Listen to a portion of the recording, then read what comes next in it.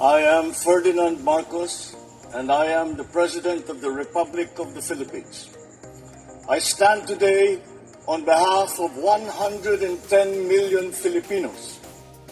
Hi everyone, hello universe, it's me again. Shout out sa inyo mga kababayan. But anyway, meron tayong upload videos dito. Alam nyo, sa totoo lang, ang dami kong nakikitang mga balita tungkol dito kay yung issue tungkol dito kay Magalong.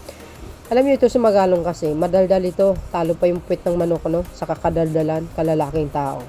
So but anyway, ganun yan, si Pulong. Yan si Pulong Youthman yan So, dahil dyan mga bes, totoo kaya ito? So, I think, totoo. Kasi yun ang post ng ng politiko. Well, I think, naman siguro to. Well, ito naman ang post ng politiko, mga kababayan. So, malalaman din po natin yan sa takdang panahon pag ito po ay mag-iimbestiga ang ICI sa kanila. Ano bang koneksyon ni Pulong, si Youthman kay Magalong? Kung sa bagay sinabi po ni dating Senator Trillanes, ito si Magalong, dapat hindi talaga ito magiging membro ng ICI. Kung protector ka ng mga Duterte, tama talaga siya, guys. O sabi dito, para kompleto detalyado mga beswa, ayan rocket. Wow, rock and roll, baby. Ayan rock and rocket is Magalong protecting Paulo Duterte and Eric Yap? Question mark, why? Well, what is the connection? O, diba? Ito, para kompleto detalyado, guys. Ito, basahin po natin Rock and Rocket is Magalong protecting Paulo Duterte, Eric Yap. October 25, hindi, mali.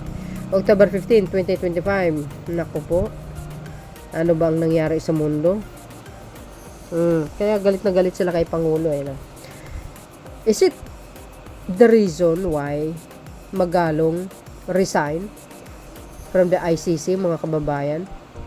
And ito ba ang reason? So, ibig sabihin, ito po ba ang reason kung bakit nag-resign si Magalong? At tinanggap naman ng Pangulo ang kanyang resignation. At syempre, hindi natin alam kung nakarating kay Pangulo yung mga issue laban sa kanya. Who knows? Hindi natin alam. Kasi kung malinis ang pagkatao mo o background mo, guys, na wala kang kinasasungkutan ng mga anomalya ng mga nangyayari tungkol sa korupsyon, ang Pangulo, sa totoo lang, nakikita niya naman yan kung maganda yung performance mo, yung background mo, magaling ka sa trabaho mo. Nasabi ko ito, bakit? Hindi niya ikaw tatanggalin even nagsumite ka ng resignation.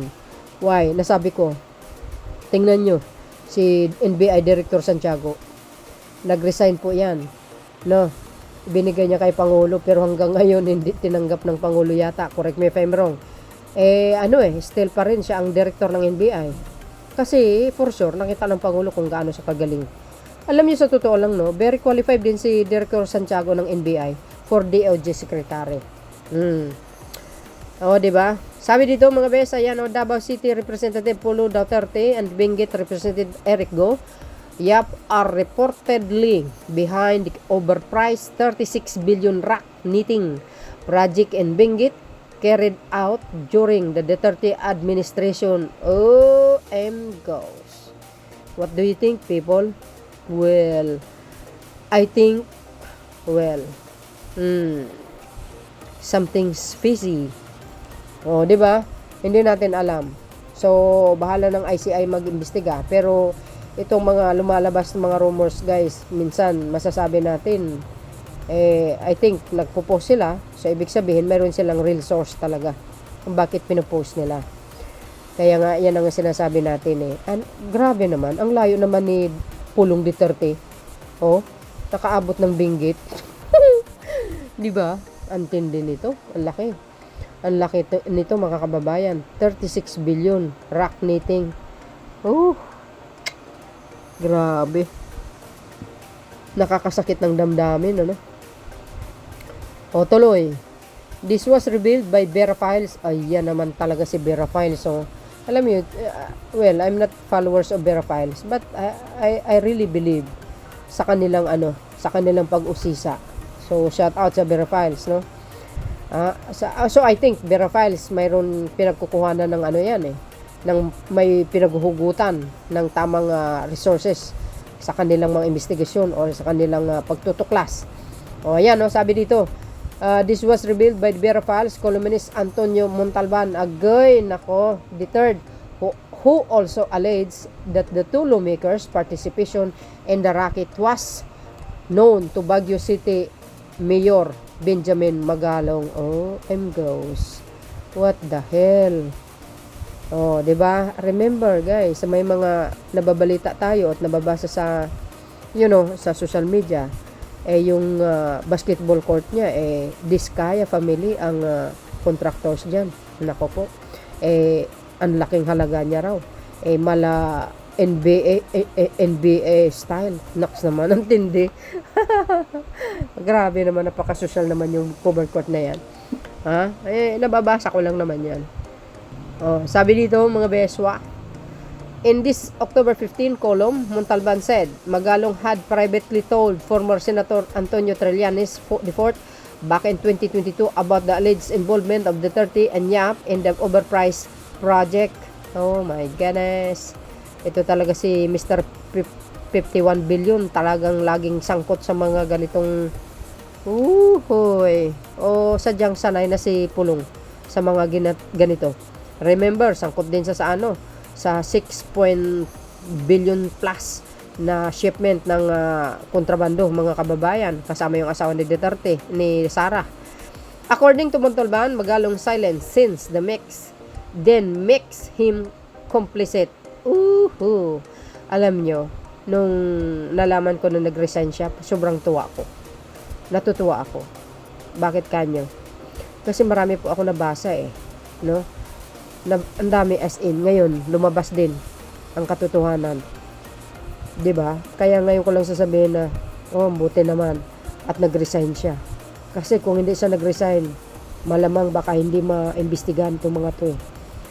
Kaya ang ICI, talagang sigurado, maiimbestigahan nila to. Nako po. Medyo tagilid tayo dito, mga bes. Hindi sila, hindi ako. 'Di ba? Pag ito talaga totoo, nako, matindi. Sa totoo lang. Kaya alam niyo kung bakit? Kung bakit sila nag-iingay ngayon. 'Di ba? Nag-iingay sila ngayon na gusto nilang patalsikin ang Pangulo.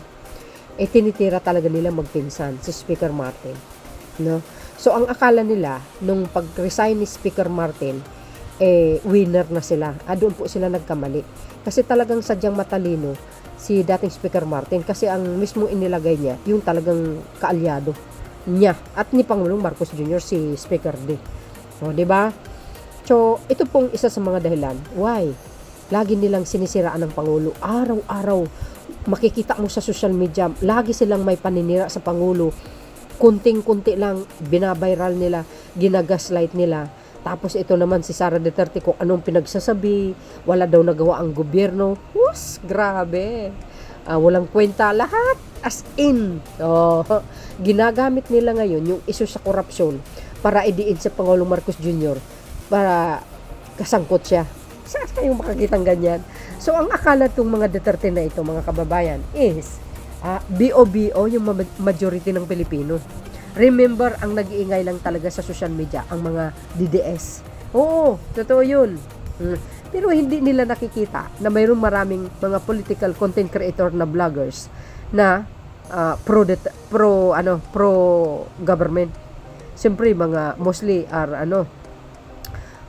pro Marcos, mga Marcos supporters and loyalists. 'Di ba? Kasi ang iba talaga kinukontra. Alam niyo naman ako dito, very slightly ang aking mga sinasabi, pero may katotohanan at mga solid ang mga source natin, no? So, ayan. Nako po.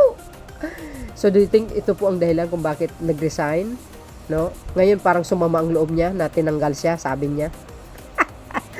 Madadali ka, sir. Nako po. Ano guys, ang komento nyo tungkol dito. Ang laki nun Magalong has to pay a certain price because it has taken him 3 years now of counseling. Those names, it will expose him as a Duterte protector. Ooh! Oy, hindi ako nagsabi niya na si Vera Files. Binasa ko lang. Kortesin ng politiko yan, ho. Matindi ito talaga si Mr. Montalban ng Vera Files, oh. Wow, si Magalong, protector ng mga Duterte. Nako po. Montalban wrote, once we know who this anomaly managers were, it will definitely define. Magalong has no doubt. A Duterte protector. Magalong is actually dumb. Nako po. Expose natin ito, mga kababayan. Di ba? Nako. Pero I think, mga bes, ito po siguro, hindi ito siguro talaga ang dahilan kung bakit tinanggap rin ang kanyang resignation. Well, lagi natin sinasabi, ang Pangulo laging may intel yan. Nakakarating sa kanya lahat. Kaya nga sabi ko, mapanganib ang Pangulo, tahimik lang po yan. Pero sabi ko, pag ikaw ay isang magaling naman pinuno na wala ka naman na bahid na baho tulad ng tae, siyempre hindi ka matatanggal. 'Di ba? You stay in the position like, tulad ni Director Santiago ng NBI, guys. Kahit nagsumiti siya ng resignation, ayaw pang tanggapin ng Pangulo, nandoon yata. Kasi sabi ni Director Santiago, wala akong magawa kung anong gusto ng Pangulo. I am still here to serving the Filipino people. Diba? Kasi mabait na tao yan at saka magaling mamuno judge dati yun, diba? Pero I hope siya ang magiging next DOJ secretary. Diba? Si NBI Director Santiago or else si Congressman Luistro. Pero mga kababayan, mas gusto ko siya sa NBI kasi magaling mag-imbestiga yan si Director Santiago. Tuloy. Yap chaired the powerful House Appropriation Committee from March 2022 from March 2020 to June 2022. Di ba nag-resign yan? Kaya pala.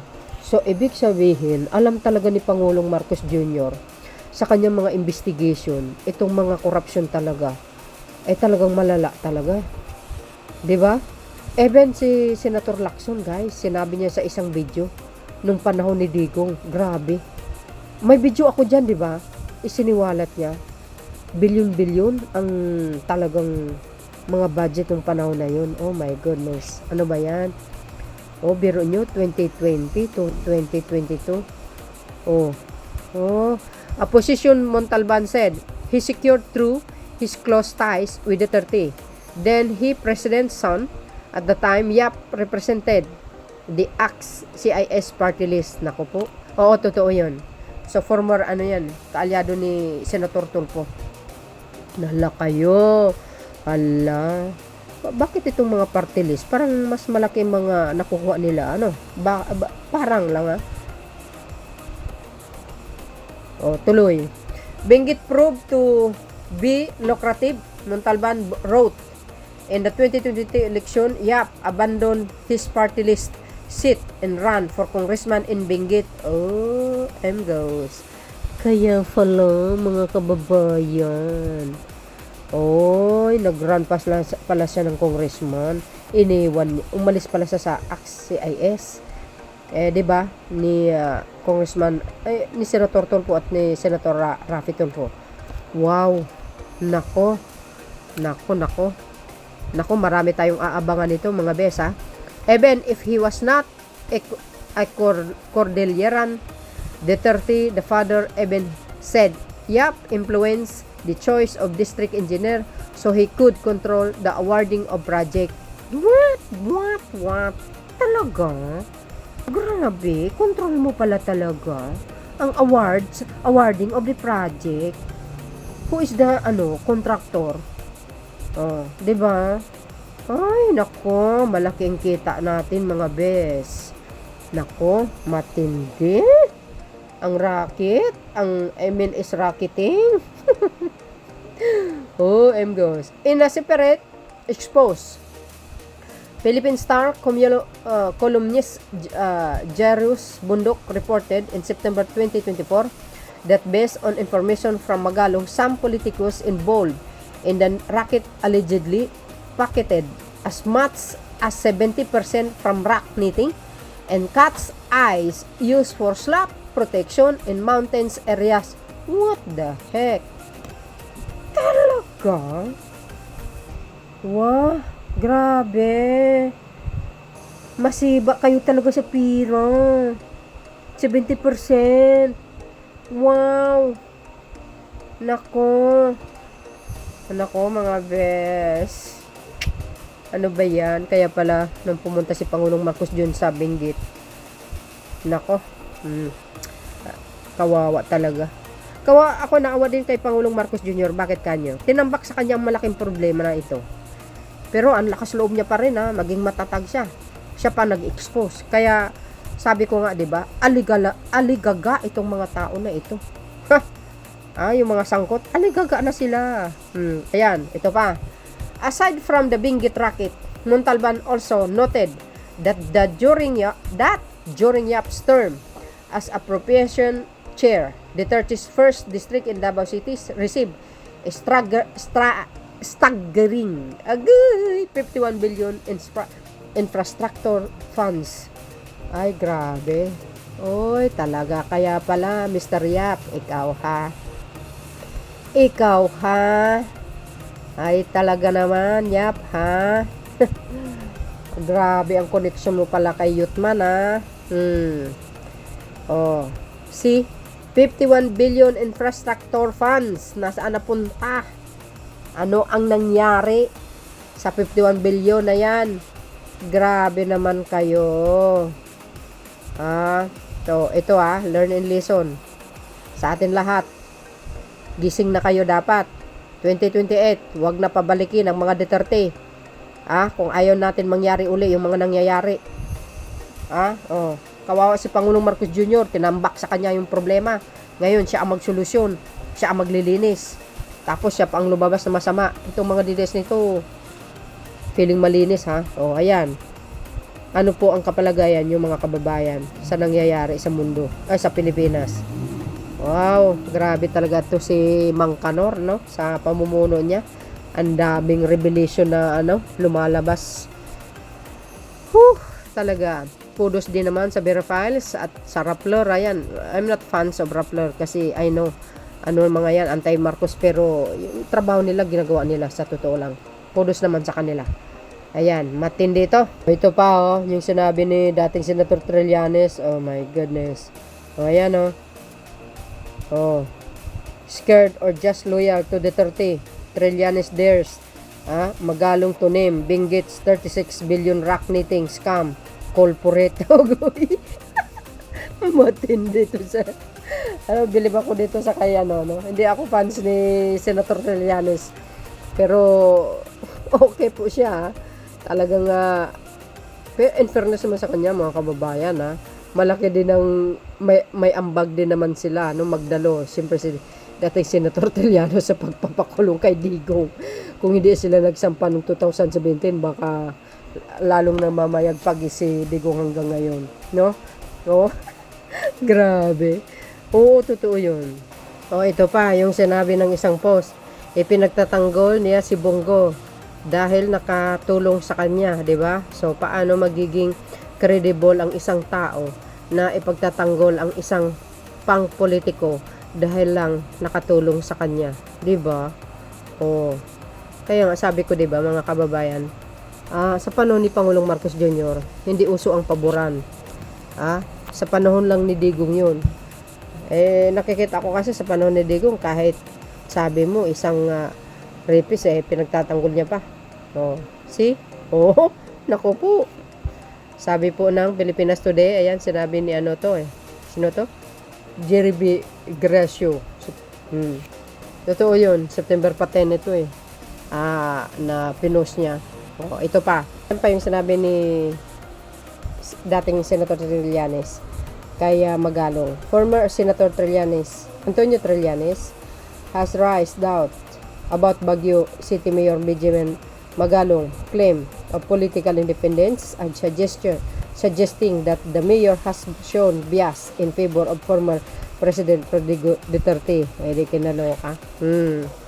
Sabi in exclusive interview with Juju Alihar, on political all the way, Trillanes earned to Magalong as a Duterte supporters and question the credibility and timing of his recent anti-corruption advocacy. Naku po. Oh, dapat unahan yung mga kung talagang di ba? Sabi niya nga, kung talagang totoo kang investigador, wala kang favor, dapat unahin niya ang mga Duterte or dapat noon pa. Kasi ang daming anomalyang na bubunyag nga, no? Sabi po dito, kung talagang independent ka, bakit hindi mo inuna yung mga malalaki? Oo nga naman. May punto siya. Independent ka, bakit hindi mo inuuna yung mga malalaki? Trillanes ask, challenging. Magalong, selective stance. He also pointing out the mayor's silence during the Duterte presidency, adding, why are you crossing about it now? When you know about it during the Duterte's time, bakit hindi ka nagsalita noon? Naku po, oo nga naman. Siyempre, simple lang yun. Hindi siya nagsalita because kaalyado niya. Kumbaga, supporter siya ni Digong. Ayan pa mga kababayan, no? Look at this. Trillano hits Magalong, you cannot be independent kung Duterte supporter ka. Ayan ang sinasabi natin. So, may punto talaga siya.